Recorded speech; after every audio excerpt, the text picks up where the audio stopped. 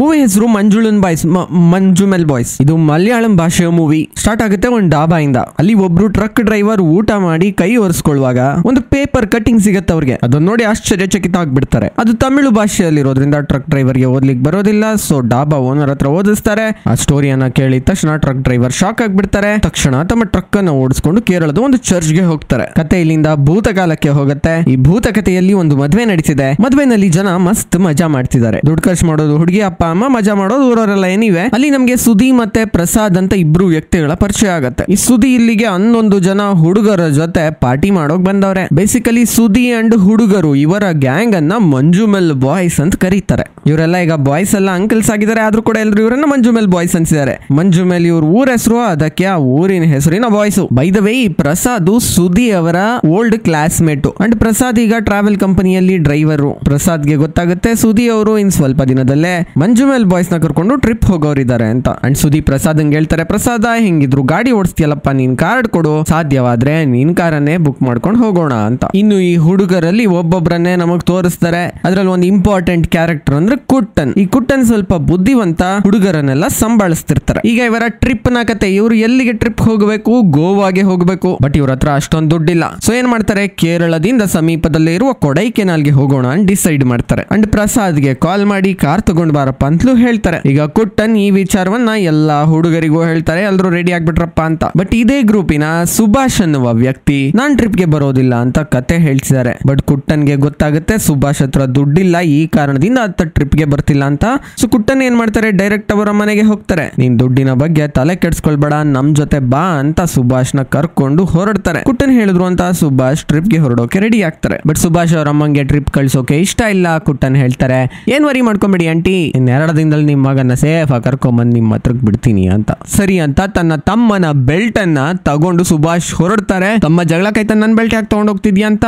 ಆದ್ರೂ ಸುಭಾಷ್ ಕೇಳೋದಿಲ್ಲ, ತಮ್ಮನ್ ಬೆಲ್ಟ್ ಅನ್ನ ಹಾಕೊಂಡು ಹೋಗ್ತಾರೆ. ಈಗ ಸುಭಾಷ್ ಬಂದ್ರು, ಬಟ್ ಸುದೀಪ್ ಬರ್ತಿಲ್ಲ, ಆಫೀಸ್ ನಲ್ಲಿ ಏನೋ ಇಂಪಾರ್ಟೆಂಟ್ ಕೆಲಸ ಅಂತ ಅವರು ಬರೋದನ್ನ ನಿಲ್ಲಿಸ್ಬಿಟ್ಟಿದ್ದಾರೆ. ಎನಿವೆ ಬರೋರೆಲ್ಲ ಬನ್ನಿ ಅಂತ ಹೇಳಿ ಬರೋರ್ನೆಲ್ಲ ತುಂಬಿಕೊಂಡು ಕಾಲೇಜ್ ಗಾಡಿ ಹತ್ಕೊಂಡು ಕೊಡೈಕೆನಾಲ್ಗೆ ಹೊರಡ್ತಾರೆ ಮಂಜುಳನ್ boys. On the way Kamal Haasan ರವರ ಗುಣ ಮೂವಿಯ ಸಾಂಗ್ಸ್ ಗಳ ಸಿಡಿ ಅನ್ನು ತಗೊಂಡು ಕಾರ್ ನಲ್ಲಿ ಆ ಸಿಡಿದು ಸಾಂಗ್ ಗಳನ್ನ ಕೇಳ್ಕೊಂಡು ಕೊಡೈಕೆನಾಲ್ ಕಡೆಗೆ ಹೊರಡ್ತಾರೆ. ಗುಣ ಮೂವಿದೆ ಸಾಂಗ್ ಯಾಕೆ ತಗೊಂಡ್ರು ಅಂದ್ರೆ ಇವರು ಹೋಗ್ತಿರುವ ಜಾಗದಲ್ಲಿ ಗುಣ ಕೇವ್ಸ್ ಇದೆ, ಅಂದ್ರೆ ಒಂದು ದೊಡ್ಡ ಗುಹೆ ಇದೆ. ಆ ಗುಹೆಯಲ್ಲಿ ಗುಣ ಮೂವಿಯನ್ನ ತೆಗ್ದಿದ್ರಂತೆ.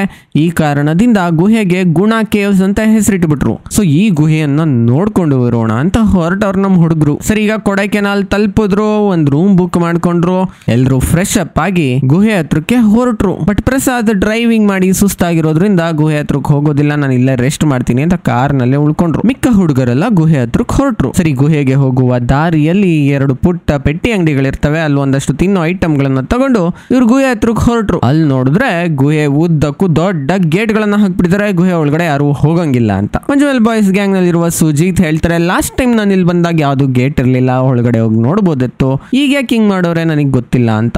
ಎಲ್ರು ಅಂದ್ಕೊಳ್ತಾರೆ, ಇಷ್ಟು ದೂರ ಬಂದು ಹೊರಗಡೆ ನಿಂತ್ಕೊಂಡು ಗುಹೆಯನ್ನ ನೋಡಿದ್ರೆ ಏನ್ ಮಜಾ ಬರುತ್ತೆ, ಒಳಗಡೆ ಹೋಗ್ಬೇಕಾಗಿತ್ತು ಅಂತ. ಅಷ್ಟರಲ್ಲಿ ಯಾರೋ ಒಬ್ಬ ವ್ಯಕ್ತಿ ಗೇಟ್ ನ ಬದಿಯಿಂದ ಹತ್ತು ಬಿಟ್ಟು ಗುಹೆ ಒಳಗಡೆ ಹೋಗ್ತಿರೋದು ಕಾಣತ್ತೆ. ಸೊ ಈ ಹುಡುಗರು ಆ ವ್ಯಕ್ತಿಯ ತರಹನೇ ಗೇಟ್ ನ ಬದಿಯಿಂದ ಹತ್ತಿ ಗುಹೆಗೆ ಹೋಗೋಣ ಅಂತ ಡಿಸೈಡ್ ಮಾಡ್ಬಿಡ್ತಾರೆ. ಫಾರೆಸ್ಟ್ ಡಿಪಾರ್ಟ್ಮೆಂಟ್ ರೆಸ್ಟ್ರಿಕ್ಟೆಡ್ ಏರಿಯಾ ಅಂತ ಹಾಕಿದ್ರು, ಇವ್ರು ಕೇಳಿಲ್ಲ, ಒಳಗಡೆ ಹೋಗ್ಬಿಟ್ಟವ್ರೆ. ಒಳಗಡೆ ಹೋಗ್ತಾರೆ. ಅಲ್ಲಿ ದೊಡ್ಡ ಕಾಡಿದೆ, ಕಾಡಿನ ಮಧ್ಯ ಗುಹೆ ಇದೆ.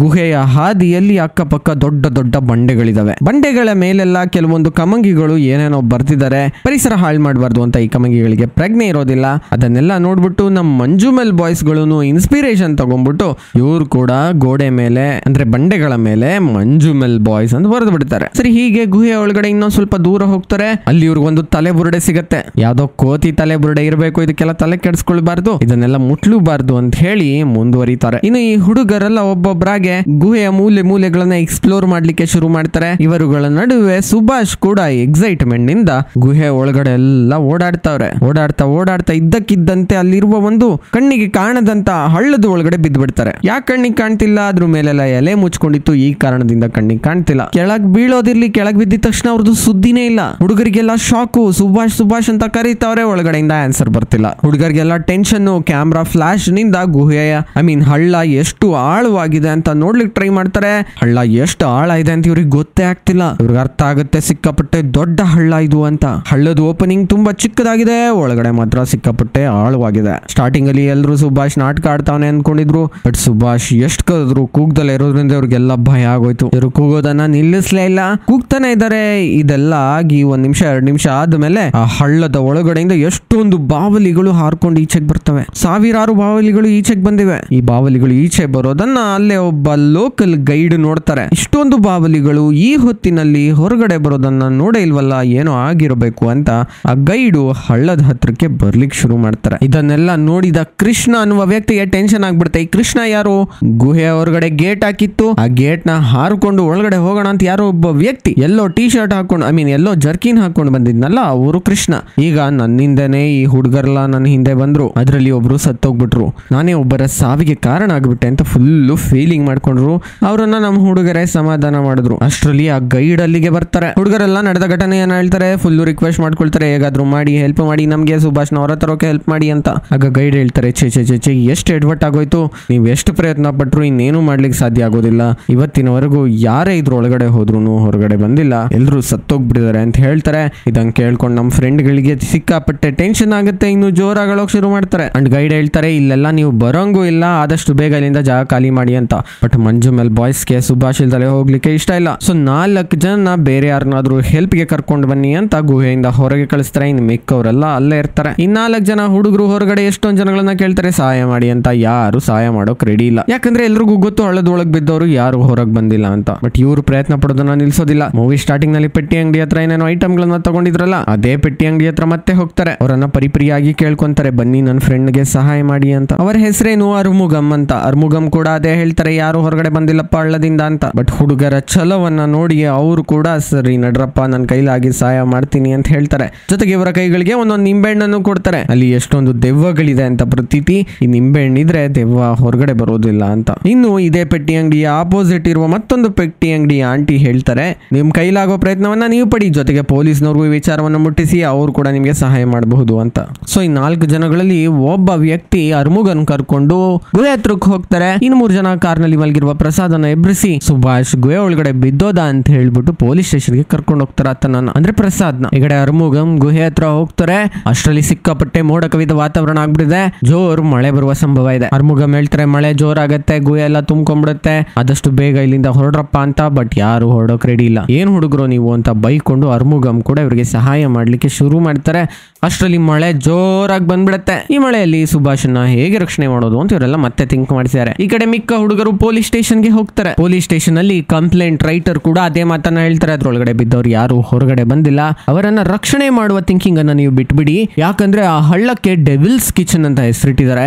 ರಾಕ್ಷಸರು ಅಲ್ಲಿ ಅಡ್ಗೆ ಮಾಡ್ಕೊಂಡು ತಿಂತಿದ್ರಂತೆ, ಅಷ್ಟು ಭಯಾನಕ ಹಳ್ಳ ಅದು, ಅಲ್ಲಿಂದ ಯಾರು ಹೊರಬರೋದಿಲ್ಲ ಅಂತ ಹೇಳ್ತಾರೆ. ಈ ಕಡೆ ಅರ್ಮುಗಮ್ ಕೂಡ ಇದೇ ಸ್ಟೋರಿಯನ್ನ ಹುಡುಗರಿಗೆ ಹೇಳ್ತಿದ್ದಾರೆ. ಸ್ವಾತಂತ್ರ್ಯ ನಂತರ ಸರಿಸುಮಾರು 13 ಜನ ಈ ಹಳ್ಳದೊಳಗೆ ಬಿದ್ದವ್ರೆ. ಒಬ್ಬ ಸೆಂಟ್ರಲ್ ಮಿನಿಸ್ಟರ್ ಮಗ ಕೂಡ ಹಳ್ಳದೊಳಗೆ ಬಿದ್ದಿದ್ರು, ಯಾರು ಕೂಡ ಹೊರಗೆ ಬರಲಿಲ್ಲ ಅಂತ. ಕಡೆಗೆ ಸತ್ತವರ ಬಾಡಿ ಕೂಡ ಸಿಗ್ಲಿಲ್ಲಂತೆ. ಈ ಕಡೆ ಪೊಲೀಸ್ ಸ್ಟೇಷನ್ ಅಲ್ಲಿ ಅನಿಲ್ ಮತ್ತೆ ಸಹಚರರು ಕಂಪ್ಲೇಂಟ್ ಕೊಡೋಕ್ ಹೋಗೋರೆ. ಈ ವಿಚಾರ SI ಗೆ ಗೊತ್ತಾಯ್ತು.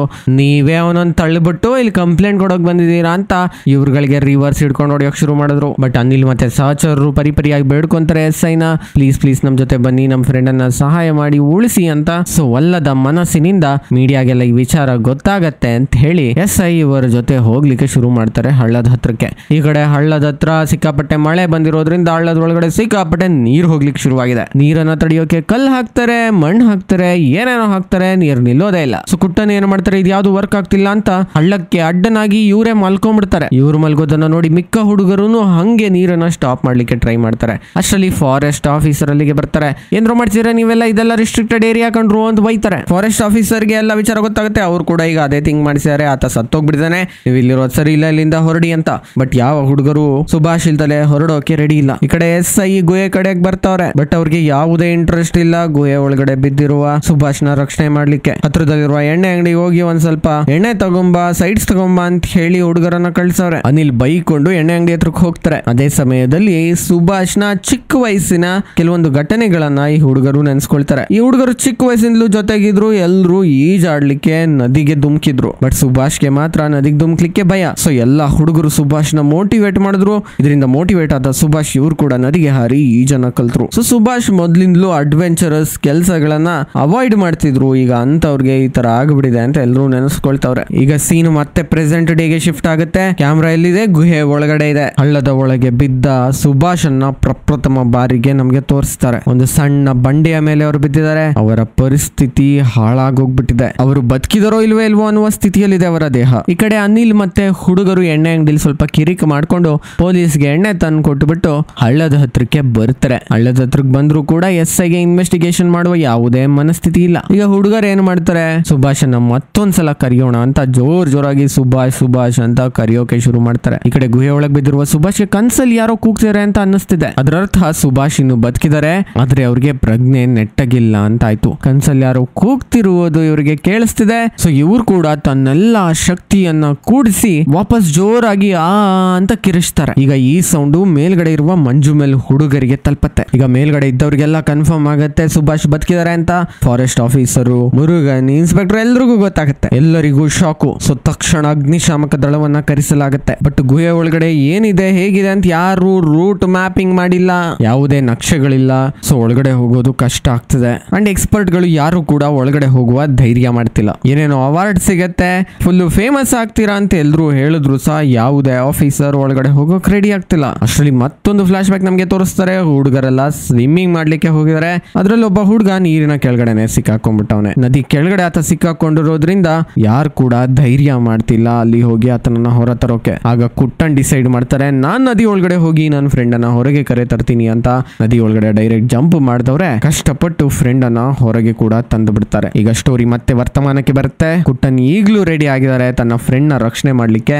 ನಾನೇ ಗುಹೆ ಒಳಗಡೆ ಹೋಗ್ತೀನಿ ಅಂತ ಹಗ್ಗ ಕಟ್ಕೊಂಡು ರೆಡಿ ಆಗ್ತಾರೆ. ಮೊದಲು ಆಫೀಸರ್ ಗಳೆಲ್ಲ ಹಿಂಜರಿತಾರೆ, ಈತನಿಗೆ ಯಾವುದೇ ತರಬೇತಿ ಇಲ್ಲ, ಒಳಗಡೆ ಹೋಗಿ ಏನ್ ಮಾಡ್ತಾನೆ ಅಂತ. ಬಟ್ ಬೇರೆ ವಿಧಿ ಇಲ್ಲದೆ ಕುಟ್ಟನ್ನ ಒಳಗೆ ಕಳಿಸೋಣ ಅಂತ ಎಲ್ಲರೂ ಡಿಸೈಡ್ ಮಾಡ್ತಾರೆ. ಈಗ ಒಂದಷ್ಟು ಬೇಸಿಕ್ ಟ್ರೈನಿಂಗ್ ಗಳನ್ನ ಕೊಡ್ತಾರೆ ಫೈರ್ ಡಿಪಾರ್ಟ್ಮೆಂಟ್ ಅವರು. ನಿನ್ಗೆ ಸುಭಾಷ್ ಸಿಕ್ಕಿದ ತಕ್ಷಣ ಆತನಿಗೆ ಹೇಗೆ ಹಗ್ಗ ಕಟ್ಟಬೇಕು, ಈ ಮೂಲಕ ನಿನ್ನ ಮತ್ತೆ ಸುಭಾಷ್ನ ಹೇಗೆ ನಾವು ಹೊರ ತರಬಹುದು ಅನ್ನೋದನ್ನೆಲ್ಲ ಎಕ್ಸ್ಪ್ಲೈನ್ ಮಾಡ್ತಾರೆ. ಅಂಡ್ ಸುಭಾಷ್ ನ ಮೈಗೆ 120 ಮೀಟರ್ಗಳ ಒಂದು ಹಗ್ಗವನ್ನ ಕಟ್ಟಿಬಿಟ್ಟು ಗುಹೆಯ ಒಳಗಡೆ ಕಳಿಸ್ತಾರೆ. ಅಂದ್ರೆ ನಾನು ರೆಡಿ ಹಗ್ಗ. ಈಗ ಕುಟ್ಟನ್ ಹಳ್ಳದ ಒಳಗೆ ಹೋಗ್ತಿದ್ದಾರೆ. ಒಳಗಡೆ ಕಿರಿದಾದ ನ್ಯಾರೋ ಪಾತ್ ಇದೆ, ಎಷ್ಟೊಂದು ಬಂಡೆಗಳಿದಾವೆ. ಈ ಕಿರಿದಾದ ಜಾಗದಲ್ಲೇ ಕಷ್ಟಪಟ್ಟು ಕುಟ್ಟನ್ ಒಳಗೆ ಹೋಗ್ತಿದ್ದಾರೆ. ಹಂಗು ಕಷ್ಟಪಟ್ಟು ಗುಹೆ ಒಳಗಡೆ ಹೋಗ್ತಾನೆ ಇದಾರೆ. ಎಷ್ಟು ಒಳಗಡೆ ಹೋದ್ರು ಸುಭಾಷ್ ಕಾಣ್ತಿಲ್ಲ. ಹೋಗ್ತಾ ನಾನು ರೆಡಿ, ಹಗ್ಗನೆ ಖಾಲಿಯಾಗಿ ಹೋಗ್ಬಿಡತ್ತೆ. ಕುಟ್ಟನ್ ಅನ್ಕೊಳ್ತಾರೆ ಇವರೆಲ್ಲ ನನ್ನ ಇನ್ನೂ ಒಳಗಡೆ ಕಳ್ಸೋಕೆ ನಾಟಕ ಆಡ್ಸಿದ್ದಾರೆ ಅಂತ. ಬಟ್ ಆಗ ಅರ್ಥ ಆಗತ್ತೆ ಹಗ್ಗ ಖಾಲಿ ಆಗಿದೆ ಅಂತ. ಇವ್ರು ಎಕ್ಸ್ಟ್ರಾ ಹಗ್ಗನ ತಂದಿಲ್ಲ ಫೈರ್ ಡಿಪಾರ್ಟ್ಮೆಂಟ್ ಅವರು, 400 ಅಡಿಗಿಂತ ಹಳ್ಳ ಇದ್ದಾತ ಅಂತ ಅವರು. ಕುಟ್ಟನ್ ಹೇಳ್ತಾರೆ ಇನ್ನೊಂದು ಹಗ್ಗ ತಗೊಂಬನ್ನಿ, ನನಗೆ ಕಟ್ಟಿರುವ ಹಗ್ಗದ ತುದಿಗೆ ಅದನ್ನ ಕಟ್ಟಿ ನಾನು ಇನ್ನೊಂದಷ್ಟು ಒಳಗಡೆ ಬಿಡಿ ಅಂತ. ಬಟ್ ರೆಸ್ಕ್ಯೂ ಟೀಮ್ ಹೇಳುತ್ತೆ ನೋ ಇನ್ನು ಒಳಗಡೆ ಹೋದ್ರೆ ಅಲ್ಲಿ ಆಕ್ಸಿಜನ್ ಇರಲ್ಲ ಕಣಪ್ಪ, ನಿನ್ನ ರೆಸ್ಕ್ಯೂ ಮಾಡಕ್ ಮತ್ತೊಬ್ಬಂಗ್ ಕಳಿಸ್ಬೇಕಾಗತ್ತೆ, ಬೇಡ ಅಂತ. ಬಟ್ ಕುಟ್ಟನ್ ಒಪ್ಪೋದಿಲ್ಲ. ನೋಡ್ರಪ್ಪ ಕಳ್ಸಂಗಿದ್ರೆ ಎಕ್ಸ್ಟ್ರಾ ಹಗ್ಗ ಕಳಿಸಿ, ಇಲ್ಲಾಂದ್ರೆ ಈಗ ಕಟ್ಟಿರುವ ಹಗ್ಗವನ್ನೇ ಕತ್ತರಿಸ್ಕೊಂಡ್ಬಿಟ್ಟು ನಾನು ಕೆಳಗಡೆ ಹೋಗ್ಬಿಡ್ತೀನಿ. ನಾನ್ ಸುಭಾಷ್ ಅನ್ನ ಹೇಗಾದ್ರೂ ಮೀಟ್ ಮಾಡ್ಲೇಬೇಕು ಇವತ್ತು ಅಂತ ಆವಾಜ್ ಹಾಕ್ತಾರೆ. ಆಗ ರೆಸ್ಕ್ಯೂ ಟೀಮ್ ಅವ್ರಿಗೆ ಬೇರೆ ವಿಧಿ ಇಲ್ದಲೆ ಹೊಸ ಹಗ್ಗವನ್ನ ತರಬೇಕಾಗತ್ತೆ. ಆ ಹಗ್ಗವನ್ನ ಪ್ರೆಸೆಂಟ್ ಹಗ್ಗಕ್ಕೆ ಕಟ್ಟುತ್ತಾರೆ. ಮತ್ತೆ ನಿಧಾನಕ್ಕೆ ಕುಟ್ಟನ್ನ ಕೆಳಗೆ ಬಿಡಲಾಗತ್ತೆ. ಇನ್ನೊಂದಷ್ಟು ದೂರ ಕೆಳಗೆ ಹೋದ ನಂತರ ಕುಟ್ಟನ್ಗೆ ಸುಭಾಷ್ ರವರ ದೇಹ ಕಾಣುತ್ತೆ. ಕುಟ್ಟನ್ ಸುಭಾಷ್ ಅನ್ನ ಪರಿಶೀಲನೆ ಮಾಡ್ತಾರೆ, ಏನಾದ್ರೂ ಗಾಯ ಆಗಿದ್ಯಾ ಏನ್ ಕತೆ ಅಂತ. ಅಂಡ್ ಸುಭಾಷ್ ಸಿಕ್ತ ಅನ್ನುವ ವಿಚಾರವನ್ನ ತನ್ನೆಲ್ಲ ಫ್ರೆಂಡ್ ಗಳಿಗೆ ಹೇಳ್ತಾರೆ. ಫ್ರೆಂಡ್ ಗಳೆಲ್ಲ ಖುಷಿ ಆಗ್ತಾರೆ. ಈಗ ಕುಟ್ಟನ್ ಇನ್ನೊಂದಷ್ಟು ಹತ್ರಕ್ಕೆ ಹೋದ್ರು ಸುಭಾಷ್ ಹತ್ರಕ್ಕೆ. ಅಲ್ಲಿ ಹಗ್ಗ ಕಟ್ಟೋದು ಹೆಂಗೆ ಸುಭಾಷ್ಗೆ ಅನ್ನೋದನ್ನ ಮರ್ತು ಬಿಟ್ರು. ಬಟ್ ಹೆಂಗೋ ತಮಗ್ ಬರೋ ರೀತಿಯಲ್ಲಿ ಹಗ್ಗವನ್ನ ಕಟ್ಟಿದ್ರು. ಬಟ್ ಇವ್ರು ಕಟ್ಟಿದ್ದು ನೆಟ್ಟಗಿರ್ಲಿಲ್ಲ. ಇವರ ಭಾರಕ್ಕೆ ಜಾರ್ಕೊಂಡು ಸುಭಾಷ್ ಇನ್ನೂ ಕೆಳಗೆ ಬೀಳೋಕೆ ಶುರು ಮಾಡಿದ್ರು. ಸುಭಾಷ್ ಜೊತೆಗೆ ಇವ್ರು ಕೂಡ ಅಟ್ಯಾಚ್ ಆಗೋರೆ ಕುಟ್ಟನ್ನು. ಸೊ ಇಬ್ಬರು ಕೂಡ ಕೆಳಗೆ ಬೀಳುವ ಪರಿಸ್ಥಿತಿ ಬಂದಿದೆ. ಇವರಿಬ್ಬರ ತೂಕವನ್ನ ತಾಳಲಾರದೆ ಮೇಲ್ಗಡೆ ಹಗ್ಗ ಹಿಡ್ಕೊಂಡಿರುವ ಒಬ್ಬ ವ್ಯಕ್ತಿ ಕೂಡ ಹಳ್ಳದೊಳಗೆ ಬೀಳುವ ಸಂಭವ ಬಂದ್ಬಿಡುತ್ತೆ. ಆಗ ಮಿಕ್ಕ ಮಂಜುಮೆಲ್ ಬಾಯ್ಸ್ ಇವರ ಸಹಾಯಕ್ಕೆ ಬರ್ತಾರೆ. ಎಲ್ರು ಮತ್ತೆ ಒಟ್ಟಾಗಿ ಹಗ್ಗವನ್ನ ಹಿಡ್ಕೊಳ್ತಾರೆ. ಸೊ ಕೆಳಗಡೆ ಕುಟ್ಟನ್ ಮತ್ತೆ ಸುಭಾಷ್ ಸ್ವಲ್ಪ ಸ್ಟೇಬಲ್ ಆಗ್ತಾರೆ. ಅಂಡ್ ಕುಟ್ಟನ್ ಕೂಡ ಸುಭಾಷ್ ನ ಗಟ್ಟಿಯಾಗಿ ಹಿಡ್ಕೊಂಡಿದ್ದಾರೆ. ಬೈ ದ ವೇ ಸುಭಾಷ್ ಒಳಗಡೆ ಸೇವ್ ಆಗಿದ್ದು ಹೇಗೆ ಅಂತಂದ್ರೆ, ಸುಭಾಷ್ ತಮ್ಮನ್ ಜೊತೆ ಜಗಳ ಆಡ್ಕೊಂಡು ಬೆಲ್ಟ್ ತಂದಿದ್ರಲ್ಲ, ಆ ಬೆಲ್ಟ್ ಯಾವ್ದೋ ಒಂದು ಕಲ್ಲಿನ ಕ್ಲಿಫ್ ಹ್ಯಾಂಗರ್ ಗೆ ತಗ್ಲಾಕೊಂಡಿರುತ್ತೆ. ಈ ಕಾರಣದಿಂದ ಅವರು ಬದುಕಿದ್ದಾರೆ. ಈಗ ಸುಭಾಷ್ ನ ಕುಟ್ಟನ್ನು ಹಿಡ್ಕೊಂಡವ್ರೆ, ಕಟ್ಟವ್ರೆ. ಎಲ್ರು ಮೇಲೆಳಿರಪ್ಪ ಅಂತ ಹೇಳ್ತಾರೆ. ಮೇಲೆ ಬರುವ ಕೂಡ ಹಲವಾರು ಕಷ್ಟಗಳು ಬರ್ತವೆ ಅವರಿಗೆ. ಆ ಕಷ್ಟಗಳನ್ನೆಲ್ಲ ಬಡ್ದಾಡ್ಕೊಂಡು ಕಷ್ಟಗಳ ನಡುವೆನೆ ಹೊರಗಡೆ ಬಂದೇ ಬಿಡ್ತಾರೆ ಸುಭಾಷ್ ನ ಕರ್ಕೊಂಡು ಕುಟ್ಟನ್. ಸುಭಾಷ್ಗೆ ಈಗ್ಲೂ ನೆಟ್ಟಗ್ ಪ್ರಜ್ಞೆ ಇಲ್ಲ. ಬಟ್ ಫಸ್ಟ್ ಏಡ್ ಕೊಡ್ತಾರೆ. ಸುಭಾಷ್ ಸ್ಟೇಬಲ್ ಆಗಿದ್ದಾರೆ. ಊರಿನ ಜನಕ್ಕೆಲ್ಲ ಗೊತ್ತಾಗುತ್ತೆ ಇವರು ಸಾವಿನ ದವಡೆಯಿಂದ ತಪ್ಪಿಸ್ಕೊಂಡು ಬಂದ್ರು ಅಂತ. ದೇವ್ರಿದ್ದಂಗ್ ಕಣಪ್ಪ ನೀನು ಅಂತ ಆತನ ಕಾಲಿಗೆ ನಮಸ್ಕಾರ ಮಾಡ್ಲಿಕ್ಕೆ ಶುರು ಮಾಡ್ತಾರೆ ಊರಿನ ಹಿರಿಯರು. ಈಗ ಸುಭಾಷ್ ನ ಲೋಕಲ್ ಹಾಸ್ಪಿಟಲ್ಗೆ ಅಡ್ಮಿಟ್ ಮಾಡಲಾಗುತ್ತೆ. ಅಲ್ಲಿ ಕೂಡ ಫಸ್ಟ್ ಏಡ್ ಮಾಡ್ತಾರೆ ಡಾಕ್ಟರು. ಬಟ್ ಇವ್ರಿಗೆ ಫ್ರಾಕ್ಚರ್ಸ್ ಎಲ್ಲ ಜಾಸ್ತಿ ಆಗಿದೆ. ದೊಡ್ಡ ಆಸ್ಪತ್ರೆಗೆ ಕರ್ಕೊಂಡೋಗಿ ನಿಮ್ಮ ಊರಿಗೆ ಕರ್ಕೊಂಡು ಹೋಗ್ಬಿಡಿ ಅಂತ ಹೇಳ್ತಾರೆ. ಈಗ ಎಲ್ರು ತಮ್ಮ ಊರಿಗೆ ಕರ್ಕೊಂಡು ಹೋಗ್ಲಿಕ್ಕೆ ರೆಡಿ ಆಗ್ತಾರೆ. ಅಷ್ಟರಲ್ಲಿ ಮೀಡಿಯಾದವ್ರು ಅಲ್ಲಿಗೆ ಬಂದಿದ್ದಾರೆ. ಹೆಂಗೆ ಕೆಳಗ್ ಬಿದ್ರು, ಹೆಂಗೆ ರೆಸ್ಕ್ಯೂ ಮಾಡಿದ್ರು, ಸ್ಟೋರಿ ಹೇಳಿ ಅಂತ ತಲೆ ತಿಂತಾರೆ ಕುಟ್ಟನ್ಗೆ ಇದ್ರಲ್ಲಿ ಯಾವ್ದ್ರಲ್ಲೂ ಇಂಟ್ರೆಸ್ಟ್ ಇಲ್ಲ, ಯಾವ ಕ್ರೆಡಿಟ್ ಬೇಕಾಗಿಲ್ಲ ಅವ್ರಿಗೆ. ಮೀಡಿಯಾದವ್ರಿಗೆ ಹೇಳ್ತಾರೆ, ನೀವು ನಮ್ ತಲೆ ತಿನ್ಬೇಡಿ, ನನ್ನ ಫ್ರೆಂಡ್ ನಾವು ಬದುಕಿಸ್ಬೇಕು, ಆದಷ್ಟು ಬೇಗ ಹಾಸ್ಪಿಟಲ್ಗೆ ಹೋಗ್ಬೇಕು ಅಂತ ಮೀಡಿಯಾದವರಿಂದ ಆ ಕಡೆ ಹೋಗ್ತಾರೆ. ಅಷ್ಟರಲ್ಲಿ ಇನ್ಸ್ಪೆಕ್ಟರ್ ಬಂದ್ಬಿಟ್ಟು ಆವಾಜ್ ಹಾಕ್ತಾರೆ ಕುಟ್ಟನ್ಗೆ, ಇನ್ನೊಂದ್ಸಲ ನಮ್ಮ ಊರ್ ಕಡೆ ಟ್ರಿಪ್ ಹಾಕಿದ್ರೆ ಅಷ್ಟೇ ನಿಮ್ ಕತೆ ಅಂತ. ಈಗ ನಮ್ಮ ಹುಡುಗರು ಸುಭಾಷ್ನ ಕರ್ಕೊಂಡು ಊರಿಗೆ ಬರ್ತಾರೆ. ಒಳ್ಳೆ ಹಾಸ್ಪಿಟಲ್ಗೆ ಅಡ್ಮಿಟ್ ಮಾಡಿ ಸುಭಾಷ್ನ ರಿಕವರಿಗೆ ಹೆಲ್ಪ್ ಮಾಡ್ತಾರೆ. ಸುಭಾಷ್ ಸ್ಲೋಲಿ ರಿಕವರ್ ಆಗ್ತಿದ್ದಾರೆ. ಈ ನಡುವೆ ಅವ್ರ ಅಮ್ಮಂಗೆ ಕುಟ್ಟನ್ ಕಂಡ್ರೆ ಆಗೋದಿಲ್ಲ. ಅವತ್ ನೀನ್ ಹೇಳಿದ್ದೆ ಅಲ್ವಾ, ನಾನು ರಕ್ಷಣೆ ಮಾಡಿ ನಿನ್ ಮಗನ 2 ದಿನದಲ್ಲಿ ಕರೆತರ್ತೀನಿ ಅಂತ, ಈಗ ನೋಡಿ ಎಂತ ಪರಿಸ್ಥಿತಿಯಲ್ಲಿ ಕರ್ಕೊಂಡ್ ಬಂದಿದ್ಯಾ ಅಂತ ಆತನ ಮುಖ ಕಂಡಾಗೆಲ್ಲ ಊರ್ಕೊಳ್ತಿರ್ತಾರೆ. ಸುಭಾಷ್ ಅವ್ರ ಅಮ್ಮನ್ಗೆ ಗೊತ್ತಿಲ್ಲ ಕುಟ್ಟನ್ನೇ ನನ್ನ ಮಗನ ಸೇವ್ ಮಾಡಿರೋದು ಅಂತ. ಈಗ ಸುದ್ದಿ ಮತ್ತೆ ಪ್ರೆಸೆಂಟ್ ಟೆನ್ಸ್ ಗೆ ಬರುತ್ತೆ. ಮೂವಿ ಸ್ಟಾರ್ಟಿಂಗ್ ನಲ್ಲಿ ಆ ಡ್ರೈವರ್ ಒಂದು ಆರ್ಟಿಕಲ್ ನ ಓದಿದ್ರಲ್ಲ, ಅದ್ರಲ್ಲಿ ಬರ್ದಿರೋದು ಇದೇನೆ. ಕುಟ್ಟನ್ ತನ್ನ ಜೀವವನ್ನ ಪಣಕ್ಕಿಟ್ಟು ತನ್ನ ಸ್ನೇಹಿತ ಸುಭಾಷ್ನ ರೆಸ್ಕ್ಯೂ ಮಾಡಿದ್ರು ಅಂತ. ಈ ವಿಚಾರವನ್ನ ಡ್ರೈವರ್ ತಗೊಂಡೋಗಿ ಊರಿನಲ್ಲಿ ಎಲ್ಲರಿಗೂ ಹೇಳ್ತಾರೆ. ಸುಭಾಷ್ ಅವ್ರ ಅಮ್ಮನ್ಗೆ ಕೂಡ ಈ ವಿಚಾರ ಗೊತ್ತಾಗತ್ತೆ. ನನ್ನ ಮಗನ್ನ ನೀನೇ ಸೇವ್ ಮಾಡ್ದಲ್ಲಪ್ಪ ಅಂತ ಕಡೆಗೆ ಕುಟ್ಟನ್ ಜೊತೆ ಆತ್ಮೀಯವಾಗಿ ಮಾತಾಡ್ತಾ ಧನ್ಯವಾದವನ್ನ ಹೇಳಲಿಕ್ಕೆ ಶುರು ಮಾಡ್ತಾರೆ. ಮೂವಿ ಕೊನೆಯಲ್ಲಿ ಮತ್ತೆ ಆ ಗುಹೆಯನ್ನ ತೋರಿಸ್ತಾರೆ. ಗುಹೆ ಮೇಲ್ಗಡೆ ಎಲ್ಲ ಈಗ ಫೆನ್ಸ್ ಹಾಕಿದ್ದಾರೆ. ಗುಹೆಯನ್ನ ಸೆಕ್ಯೂರ್ ಮಾಡಲಾಗಿದೆ. ಬೈ ದ ವೇ ಇದೆಲ್ಲ ಸತ್ಯ ಘಟನೆ ಆಧಾರಿತ ಸಿನಿಮಾ ಅಂತೆ. ಕುಟ್ಟನ್ಗೆ ಜೀವ ರಕ್ಷಕ ಮೆಡಲ್ ನ ಕೂಡ ಕೊಟ್ರಂತೆ ಗವರ್ಮೆಂಟ್ ಅವರು. ಜೊತೆಗೆ ರಿಯಲ್ ಮಂಜುಮೆಲ್ ಬಾಯ್ಸ್ ನ ಫೋಟೋಸ್ ನ ಕೂಡ ತಮಗೆ ತೋರಿಸ್ತಾರೆ. ಅಲ್ಲಿಗೆ ಮೂವಿ ಎಂಡ್ ಆಗುತ್ತೆ. ಕತೆ ಸಿಂಪಲ್ ಆಗಿ ಚೆನ್ನಾಗಿದೆ. Thank you so much watching. Take care, bye. Jai Hind, Jai Karnataka. By the way movie Hotstar ನಲ್ಲಿದೆ.